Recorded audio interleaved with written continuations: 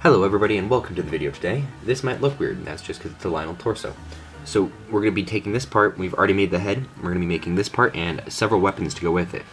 So the weapons are fairly easy. You just take, like, for the axe or the sledgehammer, you just take his arm, pop it off, pop on this new one, and pop on whichever weapon you'd like. I prefer the axe because I remember seeing him with an axe, and also the axe looks cooler than just this golden sledgehammer. Anyway, so that's how these weapons are going to work, because his hands aren't exactly all that versatile, just being clips. Anyway, so let's get into the building.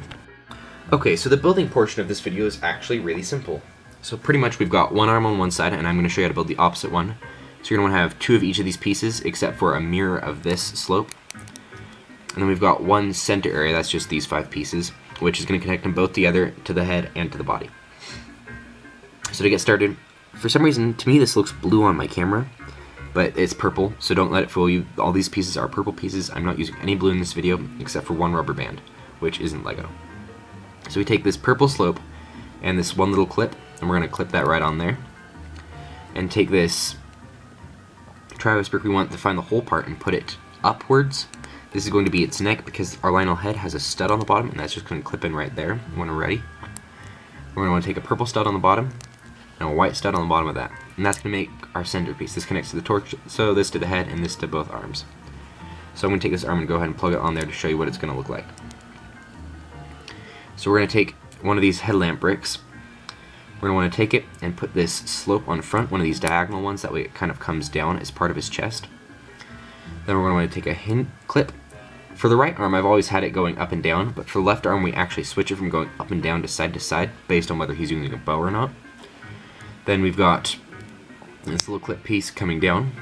We're going to use one of these slope pieces. You can just put it at either of these right angles right now. Doesn't matter because we're actually going to move it around later. We're going to take this piece, put it in, and actually I'm going to have mine, for the sake of them both being the same, I'm going to have mine like this. Then I'm going to put my purple stud on like that, and this clip beyond that. So then in order to shift this piece, we're just going to rotate this arm till it gets stuck right there, and then keep rotating, and this piece will just rotate out of the way, and now you've got full control of his elbow. We're just going to plug that in on this side, and I'm going to leave his head off for the sake of our weapons testing. Okay, so now we're on to the arms. So the first arm you're going to want is his melee weapon arm. We've got this axe and this club for him to use, both of which are pretty iconic Lynel weapons. So what we're going to want to do is we're going to just want to pop his right arm off at the elbow like that.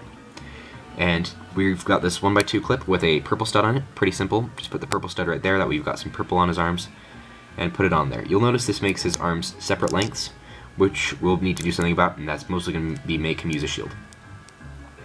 So then we've got this axe here. Pretty simple. It's just one of these golden pieces, gray stud with a hole in it, and one of these arc pieces. We've got a clip here with a silver stud, one of these big long brown pull pieces for the handle, and an other axe piece on the side. You can just clip that in. And then for this club, mace, I guess, it's pretty simple. Just take a bunch of these brown tiles and gray slopes, put them all around a Travis brick. That Travis brick goes on top of another Travis brick holding these brown tiles. And then you've got a round piece here and a cone piece, and again we've got one of these big long brown pieces just going up the entire thing. Goes almost all the way to the stud up here. I don't think you can see that on the camera, but I can see it here. Anyway, so we just plug all that in and push all the things together, and we put a little cap on top to make it look right, and that's another weapon he can use. So far that's the melee weapons. I'm just going to leave that hand on right now because I prefer it to this hand. Not sure why. And we're going to toss that off to the side. Next we've got his shield. This one, I think I created a new illegal building technique to use this. So first we've got this 1x2 tile with a purple stud on it, kind of imitating this one except without the clip, because for this one we've got same gold piece at the top of this axe except in brown, coming out the back of the shield. I'm just going to take that off. In order to use this, you just plug it in right there. And there we go, that's one shield in his left hand. And for this we've got a bunch of T-bars with these little brown triangles connected to them, and I've got a rubber band looping around them. Just goes on the, okay, let's see, So this one top post of the T-bar just connects to a triangle right there, and this plugs onto, I believe it's like a sensei's hat or something. I can't remember the name of it. I think I got this one in a Legends of, it's not Legends of Chima, it's a Chima set, and it's always used as a top or something like that. Anyway, just one of those pieces, and it gives you that kind of weird like three-pointed shield shape for them. Anyway, so that's a new legal building technique. Not one that they're ever going to use, and one that you kind of have to use a rubber band for. I'm sure you could use a Lego rubber band, but I'm just using a Rainbow Loom rubber band because I trust them more, and they're easier to use for me. Anyway, so you just plug that on there, and that's his shield. It is a bit finicky, so when you get it in the right position, just don't touch it and you'll be fine. And then with that, his hand now looks, both arms kind of match and look like they're supposed to. You've got a shield and an axe, or a shield and a mace, as you choose. There we go. Okay, so the bow part of this Lynel is a bit weirder than the rest, because you actually don't have an arm attachment for it at all. Instead of having this handpiece at the end, we've got it directly attached to the bow, and it's actually what holds the bow together, because the bow doesn't hold itself together. It's two halves connected by his hand.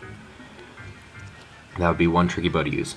But anyway, to use this, you want to actually take this and pull it all the way off. You're going to take this clip, flip it sideways, and then you can just attach the bow right on there. And that's how he uses the bow. You can flip this up and have his arm come around. You can have his head look kind of sideways like he's looking down the bow. Anyway, so to build this bow, it's actually fairly simple. All you need is gray horn piece coming up here, gray claw piece coming down, grabbing a, sorry, not gray, those are both brown in case you couldn't tell, and a brown bar piece coming back with two studs. Front one has gold on it just because gold is gold and gold is pretty. We're going to take this clip piece, put this right there, and on the opposite side it's the exact same thing, and we're going to put that right there for now, but we are going to take it off later. Then for the arrow, it's surprising how long arrows have to be. This is almost like a javelin length for a much taller than a May figure. Anyway, since the arrow has to be so long because it has to have the tip past the front of the bow, and this back has to be all the way where it comes to end. Anyway, so for this I've got a harpoon piece. You can use any kind of harpoon piece. I was considering using a gold one, but I've already got so much gold on this I thought that might be excessive. Gold lightsaber piece and a shaft. Really, this can be whatever color you want. It's mostly just whatever kind of arrow you want him to use. And I think it might be fun to build special like lightning arrows or bomb arrows later, just for fun, you know, in case if Link wasn't dead enough already. Anyway, so we can clip both of those in, and then we've got our bow right there, and we can just plug that onto his arm, and there we go.